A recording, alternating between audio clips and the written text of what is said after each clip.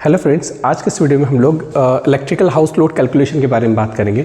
हम लोग देखेंगे कि हमारे घर का जो हाउस लोड होता है वो किस तरीके से निकाला जाता है। ठीक है, ये हमारे लिए बहुत ज़्यादा ज़रूरी है क्योंकि डेली लाइफ में हम लोग कहीं ना कहीं इलेक्ट्रिसिटी का यूज़ करते हैं और उस इलेक्ट्रिसिटी के लिए हम लोग मंथली पे कुछ ना कुछ चार्ज करते हैं। तो क्या हम सही चार्ज कर रहे कि नहीं कर रहे वो हम इसकी मदद से देख सकते हैं और हम ये भी देख सकते हैं कि हमारे घर पे टोटल कितनी एनर्जी का कंजप्शन हो रहा है। इसी के साथ में अगर हम किसी इलेक्ट्रिशियन की बात करें तो उसके लिए हाउस लोड कैलकुलेशन एक बहुत ज़रूरी हो जाता है, क्योंकि जब भी हम कहीं पे अगर वायरिंग वगैरह इंस्टॉल करते हैं तो सबसे पहले हम लोगों को वहाँ का लोड कैलकुलेशन करना पड़ता है। उसी हिसाब से हम लोग वहाँ की वायरिंग करते हैं, उसी तरीके से हम लोग उसी कैलकुलेशन के बेस पे हम लोग वहाँ पे एमसीबी वगैरह इंस्टॉल करते हैं और बाकी सारी वायरिंग जो करते हैं हम उसी बेस पे करते हैं। तो इसलिए हमारे लिए इलेक्ट्रिकल हाउस लोड कैलकुलेशन बहुत ज़्यादा ज़रूरी है। ठीक है, तो इसको करने के लिए सबसे पहले क्या होता है कि अगर हमें हमारे घर का हाउस लोड कैलकुलेशन करना है तो सबसे पहले हम लोग ये देखेंगे कि हमारे घर में कितनी डिवाइसेस लगी है। ठीक है, सबसे फर्स्ट स्टेप हम लोग हाउस डिवाइसेस देखेंगे कितने इक्विपमेंट लगे हैं। दूसरे स्टेप में हम देखेंगे कि वो कितने लगे हैं। जैसे कि अगर मान के चलिए, अगर हमने फॉर एग्जांपल हम लोगों ने लिया कि एलईडी, तो एलईडी बल्ब अगर हम ले रहे हैं तो हमें पता है कि हमारे घर पे एक से ज़्यादा एलईडी बल्ब लगे रहते हैं। तो कितने एलईडी बल्ब लगे। पंखे, अगर हम पंखों की बात करेंगे तो वो भी हमें पता है कि अगर हमारे घर में 3 से 4 कमरे हैं तो पंखे भी ज़्यादा होंगे। ठीक है, इसी तरीके से हम क्या करेंगे, देख लेंगे कितनी नंबर ऑफ डिवाइसेस है।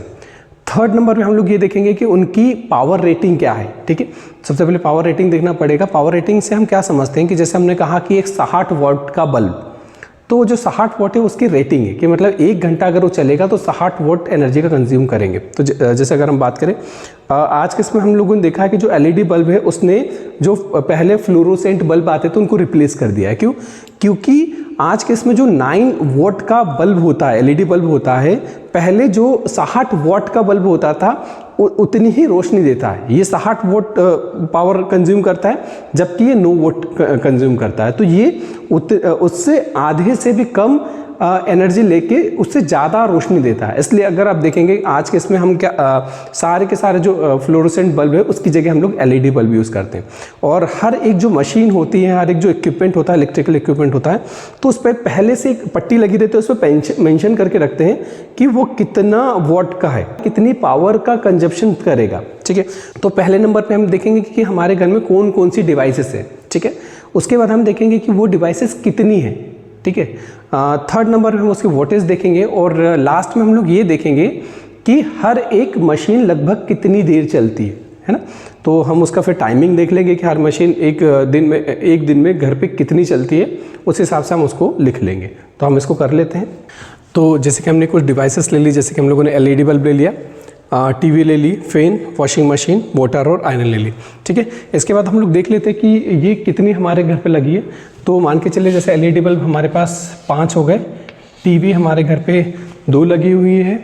इसी के साथ में अगर हम फ़ैन की बात करें तो फ़ैन हमारे यहाँ 4 लगे हैं, एक वॉशिंग मशीन है, एक आयरन है और एक मोटर है। ठीक है, अब अगर हम इसकी वोल्टेज की बात करें तो जो एलईडी बल्ब है हमने कहा कि हमारे यहाँ 9 वाट के बल्ब लगे हैं। ठीक है, जबकि अगर हम टीवी की बात करें तो टीवी ऑलमोस्ट हमारे पास ये है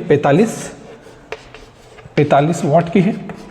ठीक है, फ़ैन हमारे यहाँ 4, हम लोगों ने यहाँ पे 4 फ़ैन लगा दी हैं और ये 4 फ़ैन हमारे लगभग, एक फ़ैन हमारा 50 वाट का है। वॉशिंग मशीन की बात करें तो वॉशिंग मशीन हम लोगों ने वैसे ये 400 से लेकर 2500 वाट के लगभग आती है। तो हम लोगों ने एक मोटा हम लोगों ने माना कि 700 वाट की वॉशिंग मशीन है। इसके बाद मोटर की पानी की मोटर लगी है, तो ये हमारे पास 1 HP की लगी हुई है और 1 HP बराबर होता है हमारा 746 वाट होता है। ठीक है, इसी के साथ में एक आयरन लिए, तो आयरन भी ऑलमोस्ट हम लोगों ने ये 700 के लगभग की ले ली है। ठीक है, तो ये भी हम मान के चलते हैं कि हमारे पास ये भी 700 वाट की है। ठीक है, तो यहाँ पे हम लोग मान लेते हैं कि लगभग जो हमारा एलईडी बल्ब है हम इसको 9 घंटे चलाते हैं। ठीक है, 9 आवर्स चलाते हैं। इसी के साथ में हमारा जो टीवी है हम लोग लगभग 5 घंटे टीवी का यूज़ करते हैं। फ़ैन लगभग 7 आवर्स का कर लेते हैं। इसी के साथ में वॉशिंग मशीन लगभग 1 घंटे चलाते हैं हम लोग। ठीक है, एक दिन में और मोटर हमारा जो पानी की टंकी है वो लगभग उसको भरने में 1 घंटा लगता है, तो हम इसके लिए भी 1 आवर ले लेते हैं। और आयरन कप वो भी लगभग हम 1 घंटा मान के चलते हैं, ठीक है। तो इसके बाद हम लोग निकालते हैं एनर्जी का कंजप्शन पर डे के हिसाब से। तो इसमें क्या होता है कि कितना हमारे पास डिवाइसेस है, उसकी वोल्टेज कितनी है, ठीक है, कितनी वोल्टेज है, और इसके साथ में मल्टीप्लाई टाइम। जब हम इस सबका मल्टीप्लाई कर देंगे आपस में तो हमें एक दिन वो कितनी बिजली की खपत करेंगे वो पता चल जाएगी, ठीक है। तो कितना एनर्जी कर रहे हैं, तो ये हमारा 5 मल्टीप्लाई 9 इनका करेंगे तो ये हमारा आ जाएगा।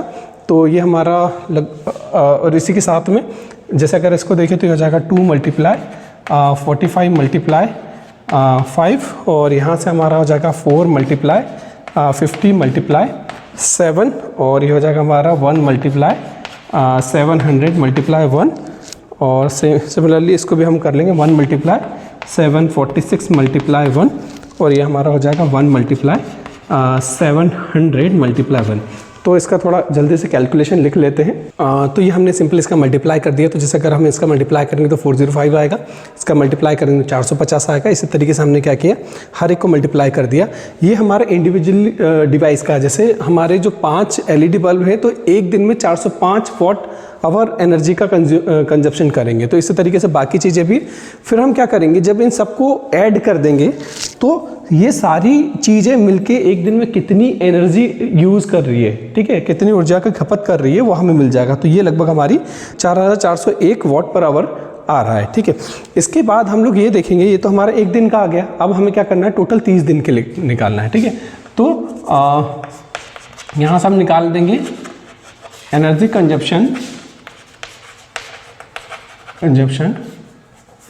फॉर 30 डेज, ठीक है। 30 डेज के लिए करेंगे तो हम क्या करेंगे, इसमें हमारा 1 डे मल्टीप्लाई 30 कर देंगे।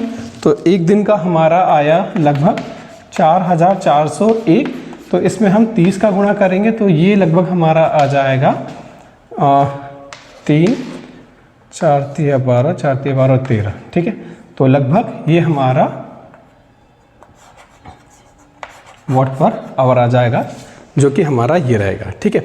इसके बाद अगर हम यहाँ की बात करें तो ये टोटल हमारा एक महीने में कुल मिला के इतनी एनर्जी का कंजप्शन होगा।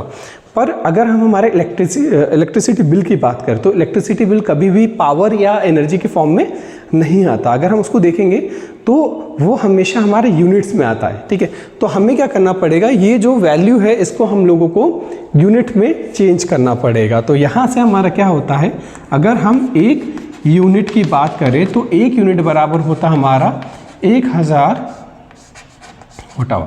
तो इसको हम लोग क्या करेंगे, इसमें चेंज कर देंगे।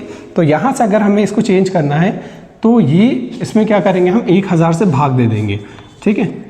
तो 30 डिवाइडेड बाय 1000, तो हमें 30 डेज की यूनिट्स मिल जाएगी, ठीक है।